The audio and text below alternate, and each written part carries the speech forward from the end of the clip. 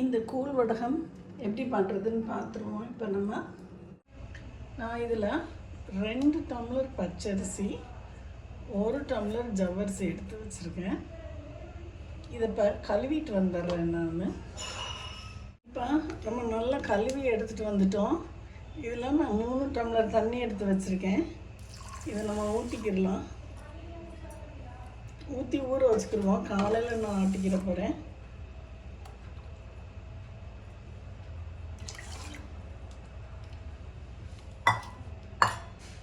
இதில் நான் ஒரு 6 மிளகா வத்தல் போட்டு ஊற வைக்கிறேன். இதை நம்ம அப்படியே ஊற வச்சிடலாம். நாளைக்கு நம்ம இதை அரைச்சிக்கிடுவோம். நம்ம நேற்று வடகத்துக்கு ஊற வச்சுருந்தோம்ல 3 டம்ளர் தண்ணி ஊற்றி, பாருங்க நல்ல மாவாக இதாகுது. இப்போ அந்த மிளகா வத்தலை மட்டும் நம்ம மிக்சியில் போட்டு அரைச்சிட்டு இந்த இதை நம்ம கிரைண்டரில் போட்டுக்கிடலாம். இதை ஃபுல்லும் நான் கிரைண்டரில் போட்டுட்டு காமிக்கிறேன். முன்னாடி நம்ம ஊற வச்ச தண்ணியோடு போட்டுக்கிடலாம். இப்போ நான் 3 டம்ளர் தண்ணி எடுத்து வச்சுருக்கேன். ஏன்னா இதை ஊற்றி தான் அரைக்க போகிறோம். இந்த மிளகா வத்தலில் கொஞ்சம் தண்ணி ஊற்றிக்கிடுவோம். அப்போ தான் அதை அரைச்சி இந்த கிரைண்டரில் நம்ம ஊற்ற முடியும். இப்போதைக்கு இந்த தண்ணியை ஃபுல்லும் ஊற்றிட்டு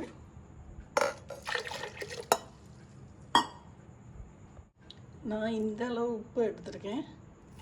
ஏன்னா 1/4 போட்டிருக்கோம், அதனால் இந்தளவு உப்பு வேணும். இதை போட்டுட்டு நம்ம கிரைண்டர் ஆன் பண்ணிடலாம். அது சுத்த ஆரம்பிச்சிருச்சு. நம்ம அதுக்குள்ளே மிளகா வத்தெல்லாம் அரைச்சிட்டு வரணும். இப்போ இந்த மிளகா அரைச்சிட்டு வந்துட்டு இதை அப்படி நம்ம கிரைண்டரில் ஊற்றிடலாம்.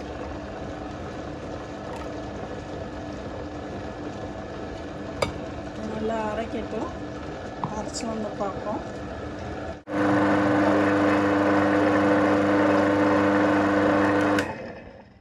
இப்போ 25 நிமிஷமாக ஆட்டியிருக்கு. நமக்கு மாவு நல்லா நைஸாக ஆயிடுச்சு. எந்த நெருப்பும் இல்லை. இதில் நம்ம ஆஃப் பண்ணி இதை ஒரு சட்டியில் எடுத்து வச்சுருவோம். நான் வேறு சட்டியில் எடுத்துகிட்டு காமிக்கிறேன். இப்போ நம்ம கூழ் வடகத்துக்கு ஆட்டி எடுத்து வச்சுருக்கோம். இது இருக்கட்டும். நம்ம இப்போ ஒரு சட்டியில் ஊற்றி இதை கிண்டிக்கிடுவோம். இப்போ நான் இந்த மாதிரி ஒரு சட்டி எடுத்து வச்சுருக்கேன். இதில் நம்ம 2 டம்ளர் பச்சரிசி, 1 டம்ளர் ஜவ்வரிசி போட்டோம்ல, அதனால் அந்த 3 டம்ளர் தண்ணியை இதில் ஊற்றி கொதிக்க வச்சுக்கிடுவோம். அது கொதிக்கட்டும். கொதித்ததுக்கப்புறம் நம்ம அந்த மாவு வச்சுருந்தோம்ல, ஆட்டி வச்சுருந்தோம்ல, அந்த மாவை ஊற்றிக்கிடுவோம். இப்போதைக்கு இது கொதிக்கட்டும். இப்போ நமக்கு தண்ணி நல்லா தளன்னு கொதிக்க ஆரம்பிச்சிருச்சு. இந்த மாவு இருக்குல்ல, நம்ம கிரைண்டரில் ஆட்டின மாவு, 2 டம்ளர் பச்சரிசியும் ஜவ்வரிசியும் அதை அப்படியே ஊற்றிடலாம்.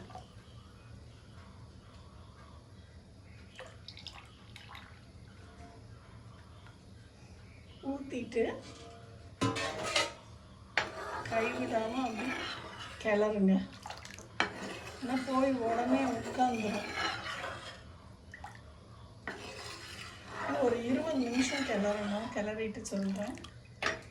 இப்போ ஒரு 5 நிமிஷம் ஆயிருக்கு. நான் அடுப்பை ஹையில் வச்சு கிண்டி இருந்தேன்.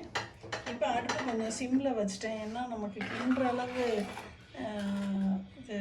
இது இருகிறதுனால நமக்கு கிண்டுற அளவு கெப்பாசிட்டி குறையுது. அதனால நான் அடுப்பை கொஞ்சம் சிம்மில் வச்சு கிண்டுறேன்.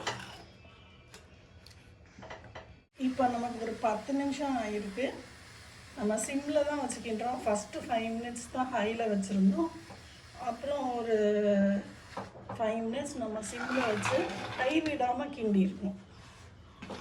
பாருங்கள், கிட்டத்தட்ட ஃபினிஷிங் ஸ்டேஜ் வந்துருச்சு.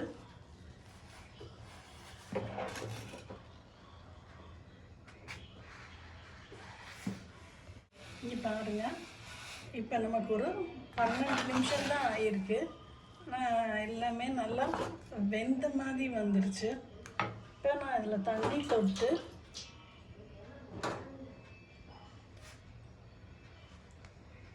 கையில் ஒட்டலை,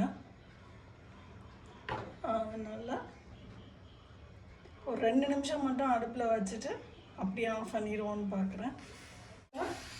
நான் இந்த குழல் தான் வச்சு நான் அதை புளிய போகிறேன். இது வந்து மனஹோல குழல். இதில் போட்டுட்டு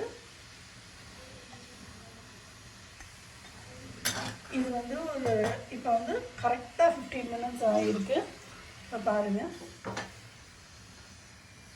அதனால் நான் இப்போ அடுப்பை ஆஃப் பண்ணிவிட்டு இதை வந்து ஒரு கிண்டி விட்டுட்டு, ஏன்னா அடியில் போய் உட்காந்துடும். எங்கேயுமே அடி பிடிக்கல. இது வந்து சும்மா மூடி வச்சுருவோம். இது ஒரு 10 மினிட்ஸ் ரெஸ்டிங் டைம் இருக்கட்டும். 10 நிமிஷம் கழித்து போய் நம்ம புரிஞ்சுக்கிடுவோம். அடுப்பை ஆஃப் பண்ணிட்டோம். மொத்தத்துக்கு 5 மினிட்ஸ் ஹை, 10 மினிட்ஸ் சிம்மு, அவ்வளோதான், முடிஞ்சிச்சு. நான் மொட்டை மாடியில் இந்த மாதிரி ஒரு பெட்ஷீட் விரிச்சிருக்கேன். இதில் தான் புளிய போகிறோம். இப்போ நம்ம இந்த மாதிரி இந்த குழலில் நம்ம வச்சுருக்கோம். நல்லா அமுக்கி ஃபுல்லாக வச்சுக்கிடலாம். வச்சுட்டு இந்த இதை வச்சு க்ளோஸ் பண்ணிக்கிடுவோம். நம்ம இந்த மாதிரி ரெடி பண்ணி வச்சுருக்கோம். இப்போ இந்த மாதிரி நம்ம புழிஞ்சோம்னா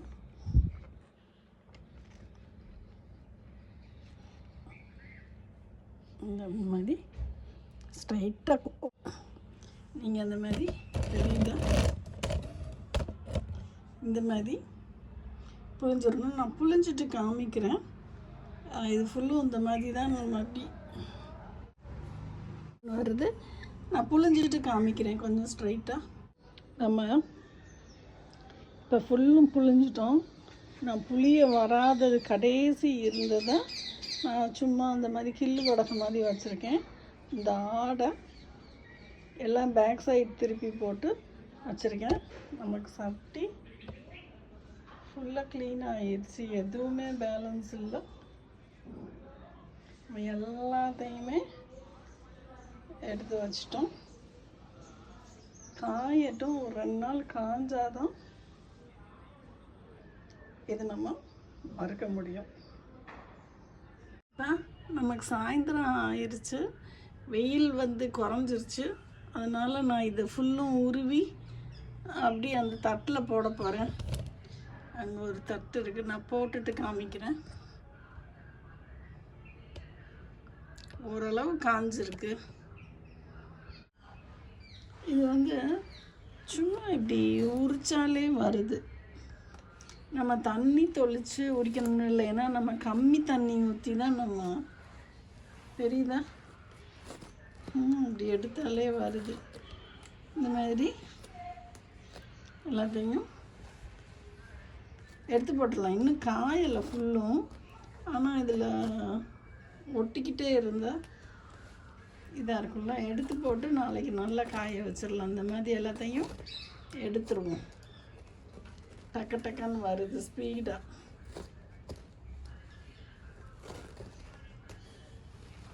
இந்த மாதிரி எல்லாத்தையும் எடுத்துட்டு காமிக்கிறேன் நான். இந்த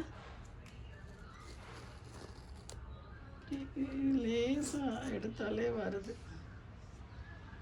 நம்ம எல்லாமே நம்ம உரிச்சிட்டோம்.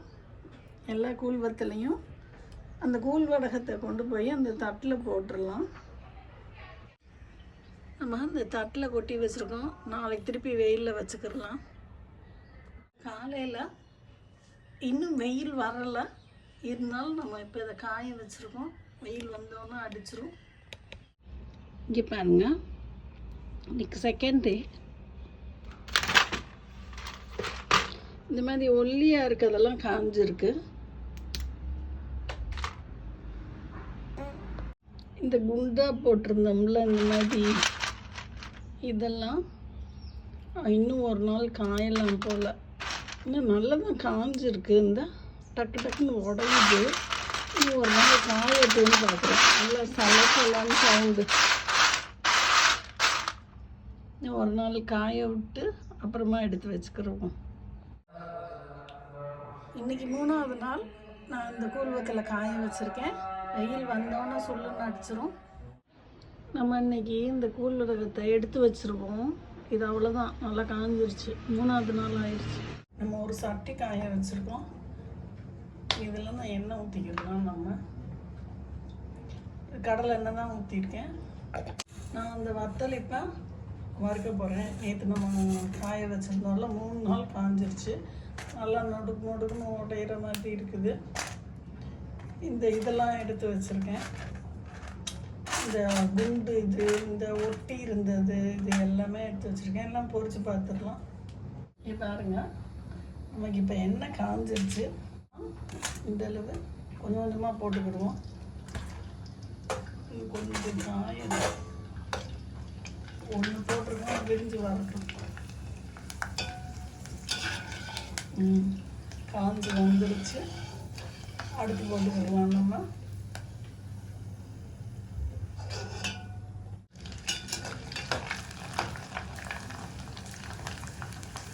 சிவப்பு மிளகா தான் போட்டுருந்தோம். ஆனால் பாருங்கள், வெள்ளையாக வருது நமக்கு.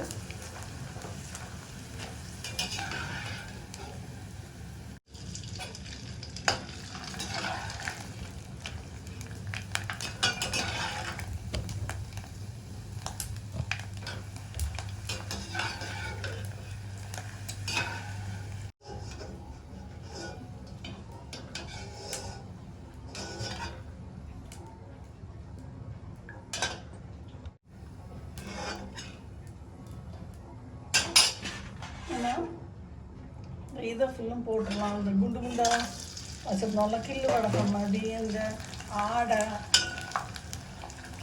இதெல்லாம்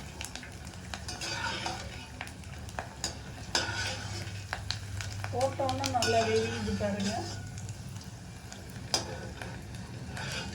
அவ்வளோ அடுப்பாக பண்ணியாச்சு. இப்போ பாருங்க, இந்த வடகம் எப்படியோ உடையுது.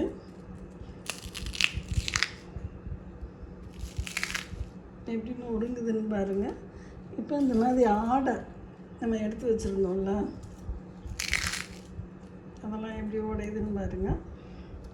இந்த குண்டாக இருந்துச்சு பாருங்கள், எல்லாமே நொரன்னு உடையுது. இப்போ நம்ம டேஸ்ட் பண்ணி பார்ப்போம் எப்படி இருக்குன்னு. நல்ல கரகரான்னு இருக்கு. நீங்களும் ட்ரை பண்ணி பார்த்துட்டு சொல்லுங்கள் ஃப்ரெண்ட்ஸ். பாய்.